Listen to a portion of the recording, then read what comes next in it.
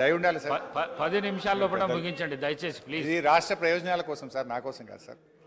అధ్యక్ష, గౌరవనీయులు మంత్రి గారు జూపల్లి గారు ఒక విషయం అడిగారు అధ్యక్ష.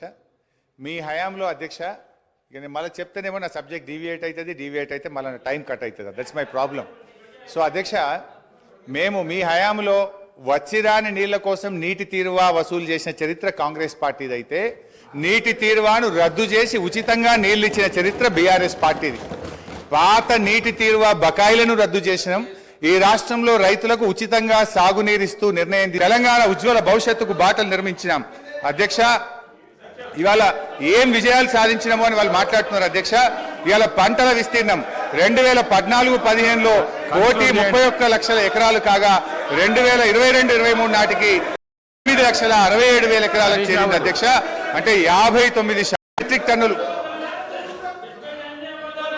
అధ్యక్ష, అప్పులు తెచ్చి అన్ని బిల్డింగ్స్ కట్టామని చెప్తున్నారు, చాలా సంతోషం అధ్యక్ష. ఏం బిల్డింగ్లు కట్టారంటే ఊరవతల కట్టుంటే పేషెంట్లకు కూడా మంచిగా ఉంటుంది అధ్యక్ష. పురాతనమైన జైలు కూడా అక్కడ ఉండేది అధ్యక్ష. అక్కడ ఎంజిఎం ఉంది, ఎంజిఎంలో సరిగా స్టాఫ్ లేరు అధ్యక్ష. దాన్ని డెవలప్మెంట్ చేయకుండా కొత్త బిల్డింగ్ ఎందుకు కట్టారు, ఆ ప్లేస్లో ఎందుకు కట్టారంటే వీళ్ళకు పర్సంటేజ్ల కోసం కట్టారు అధ్యక్ష. ఈరోజు సెక్రటేరియట్ పాత భవనాన్ని కూలగొట్టారు అధ్యక్ష. అంత పెద్ద భవనాన్ని, అన్ని కోట్ల విలువైన భవనాన్ని కూలగొట్టాల్సిన అవసరం ఏముంది అధ్యక్ష? దాన్ని ఇంకొక గాంధీ హాస్పిటల్లో, ఇంకొక నిమ్స్ హాస్పిటల్లో చేసి పేదవాళ్లకు హాస్పిటల్ని కేటాయించి ఈ సెక్రటేరియట్ బిల్డింగ్ ఇంకా ఎక్కడైనా కట్టుంటే అదే ఆస్తి కూడగట్టినట్టు. ఉన్న ఆస్తులను ధ్వంసం చేసి కొత్త ఆస్తులు కట్టుకున్నది ఎవరి కోసం? మీకోసం కట్టుకున్నారు, మీ పర్సంటేజ్ల కోసం కట్టుకున్నారు. ఈరోజు డబుల్ బెడ్రూమ్ ఇల్లు ఎక్కడా కూడా నిరుపేదలకు కట్టలేదు అధ్యక్ష. 100 సార్లు నేను గత సీఎం గారిని అడిగాను అధ్యక్ష.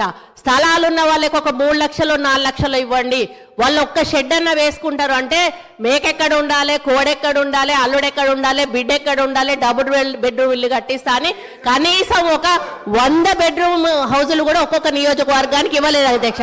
ఆ ఇచ్చిన బెడ్రూమ్ ఇల్లు కూడా ఈరోజు ఎలక్షన్ల ముందు వాళ్ళ కార్యకర్తలకు మాత్రమే ఇచ్చుకున్నారు అధ్యక్ష. నిరుపేదలకు ఎవరికి ఇవ్వలేదు అధ్యక్ష. ఈరోజు బోర్బండ పోదాము అధ్యక్ష, ఇక్కడ నుంచి బోర్బండకి వెళ్దాము. అక్కడ వాళ్ళు టైల్స్ వేసుకొని వాళ్ళు షెల్ఫ్లు కట్టుకొని 10-10 వేలకు కిరాయిలకు ఇచ్చుకుంటున్నారు అధ్యక్ష డబుల్ బెడ్రూమ్ ఇల్లు.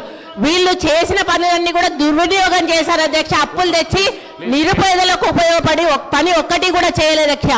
స్కూళ్ళు డెవలప్ చేయలేదు, ఉన్న హాస్పిటల్ డెవలప్ చేయలేదు, హాస్పిటళ్లలో స్టాఫ్ను రిక్రూట్ చేయలేదు, విద్యా వైద్యాన్ని పూర్తిగా నిర్లక్ష్యం చేసిన ప్రభుత్వం ఏదైనా ఉందంటే తెలంగాణ ప్రభుత్వం అధ్యక్ష. మనం తెలంగాణ తెచ్చుకున్నది నీళ్లు, నిధులు, నియామకాలు. ఈరోజు నీళ్లు కృష్ణా జలాలను ఆంధ్రాకు అమ్ముకుంటున్నారు అధ్యక్ష. ఒక్కటి నేను అడుగుతా అధ్యక్ష, పక్క రాష్ట్రాలు అన్నప్పుడు ఫ్రెండ్షిప్ గా ఉండాలి అధ్యక్ష. సీఎం కేసీఆర్ కుటుంబం అయ్యో జగన్మోహన్ రెడ్డి ఇంట్లో భోజనం చేస్తారు అధ్యక్ష. జగన్మోహన్ రెడ్డి కుటుంబం వచ్చో సీఎం కేసీఆర్ ఇంట్లో భోజనం చేస్తారు అధ్యక్ష. వాళ్ళ వెనకాలనేమో కేటీఆర్ గారు వెళ్తారు అధ్యక్ష. మామూలుగా ఇద్దరు సీఎంలు కూర్చున్నప్పుడు తప్పకుండా వాళ్ళ చీఫ్ సెక్రటరీ, వీళ్ళ చీఫ్ సెక్రటరీ ఉండాలి. ఇద్దరి సీఎంల మధ్యలో ఏం సంభాషణ జరిగిందన్నది ప్రజలకు తెలియదు అధ్యక్ష. ఇన్నిసార్లు వీళ్ళు కలిసినా కూడా వీళ్ళు ఏం మాట్లాడుకుంటున్నారు అనేది ప్రజలకు తెలియదు అధ్యక్ష.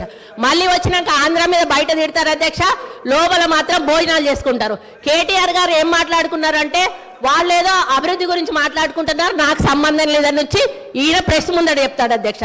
ఈ రోజు సెంట్రల్లో నీటి వనరుల గురించి మీటింగ్ పెట్టినప్పుడు ఎంతమంది ఇక్కడ నుంచి పోయారు, ఎవరెవరు పోయారు, ఎప్పుడు సీఎం పోయారు, అది ఒకసారి చెప్పమన్నాను అధ్యక్ష. ఈరోజు కేంద్రాన్ని ఎందుకు బద్నాం చేస్తున్నారు అధ్యక్ష? ఈ రోజు మోడీ గారితో మీరు సత్సంబంధాలు ఎందుకు పెట్టుకోలేదు? ఈ రోజు యాదాద్రి విషయంలో చిన్నజీఆర్ స్వామిని ఎంకరేజ్ చేశారు. ఈ రోజు ఆయన ఎక్కడో ఒకటి కట్టుకుంటే అక్కడ మోడీని పిలిచిండని ఈరోజు మోడీని పక్కకు పెట్టేసి మోడీతో సంబంధాలు లేకుండా సెంట్రల్ ఫండ్స్ తెచ్చుకోకుండా ఈరోజు కేంద్రం ఇవ్వడం లేదని బద్నాం చేయడం తప్ప అధ్యక్ష. ఈ రోజు కేంద్రాన్ని దూరం పెట్టింది వీళ్ళు, కేంద్రం ఫండ్స్ ఉపయోగించుకోండి వీళ్ళు. చాలా ఫండ్స్ ఈ రోజు రిటర్న్ పోయినాయి అధ్యక్ష, కేంద్ర ప్రభుత్వ నిధులు. దాని వైఫల్యం పూర్తిగా గత ప్రభుత్వాన్ని నేను చెప్తా ఉన్నాను అధ్యక్ష. దయచేసి ప్రగల్భాలు పలగకండి. ఈరోజు తెలంగాణ లాభాల బాటలో ఉన్న తెలంగాణను కాంగ్రెస్ పార్టీ మీకు అప్పచెప్పింది. నష్టాల బాటలోకి వెళ్ళి నిరుపేదల జీవితాలు మీరు బాగు చేయలేదు, కేవలం పెద్దవాళ్ళని బాగు చేశారు, పేదోళ్ళని ఎక్కడున్న వాళ్ళని అక్కడ ఉంచారు. ఈ వాస్తవాలను ఒప్పుకోవాల్సిన బాధ్యత మీ మీద ఉందని సందర్భంగా గుర్తు చేస్తా ఉన్నాను అధ్యక్ష. ఏంది అధ్యక్ష, ఇట్లా ఇంతమంది మంత్రులు మధ్యలో వేస్తే మేము ఎట్లా మాట్లాడగలుగుతాం అధ్యక్ష? What is this? అధ్యక్ష సరే ఎనీహౌ ఏం చేస్తాం అధ్యక్ష ప్లీజ్ హరీష్ రావు గారు ప్లీజ్. అధ్యక్ష కానీ మీరు ఈసారి ఇప్పుడు 5 మంత్రులకు అవకాశం ఇస్తారు సార్ మీరు.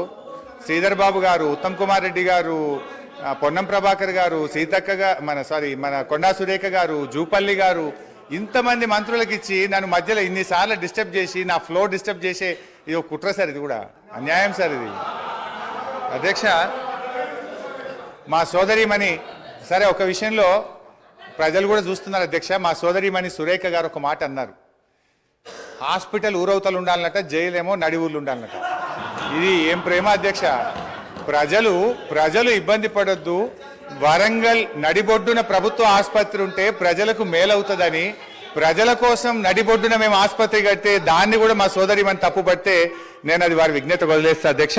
ఇకపోతే వైద్యం కూడా నిర్లక్ష్యమైందని మా సోదరిమణి చెప్పారు అధ్యక్ష. బయట ఉంటే ఆరోగ్యకరంగా ఉంటారు పేషెంట్స్. అధ్యక్ష పురాతనమైన జైలు భవనాన్ని పడగొట్టాల్సిన అవసరం ఏమొచ్చింది? ఎందుకు పడగొట్టాల్సి వచ్చింది? ఈ రోజు చెట్టుకొక్కరు పుట్టకొక్కరు అయిన అధ్యక్ష. వాళ్ళ భార్యలకు వాళ్ళు ఎక్కడున్నారో కూడా తెలియనటువంటి పరిస్థితి ఉన్నది. హరీష్ రావు గారు సార్ ఏం సార్ ఇది? హరీష్ రావు వారు మాట్లాడితే నేను సమాధానం చెప్పాలి కదా అధ్యక్ష. తొందరగా ముగించండి.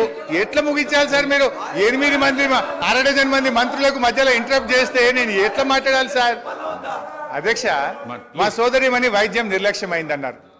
ఆనాడు కాంగ్రెస్ ప్రభుత్వ హయాములో నేను రాను బిడ్డో సర్కారు దవాఖానకనే పాటలు వస్తే మా హయాములో పోదాం పద బిడ్డ సర్కారు దవాఖానకనంత గొప్పగా ప్రభుత్వ ఆసుపత్రులు చేశాం. ఆ రోజు ప్రభుత్వ ఆసుపత్రుల్లో డెలివరీలు 30% అయితే ఈ రోజు 78% ప్రభుత్వ ఆసుపత్రుల్లో డెలివరీలు జరుగుతూ ఉన్నాయి. ఇది మా ప్రభుత్వ పనితీరు నిదర్శనం. సో నేను మాటకు చెప్పగలుగుతాను కానీ I don't want to deviate. అధ్యక్ష కన్క్లూడ్ చేయండి ప్లీజ్. అధ్యక్ష ఈ రాష్ట్రం అనేక గొప్ప విజయాలను కూడా సాధించింది అధ్యక్ష. 2014-15లో 1,30,00,000 ఎకరాలు సాగైతే అధ్యక్ష ఈ సంవత్సరం 2,08,67,000 ఎకరాలు అంటే 59% అదనంగా సాగు సాధించాం అధ్యక్ష. వానకాలంతో పోటీ పడేలా యాసంగి సాగు జరుగుతూ ఉంది.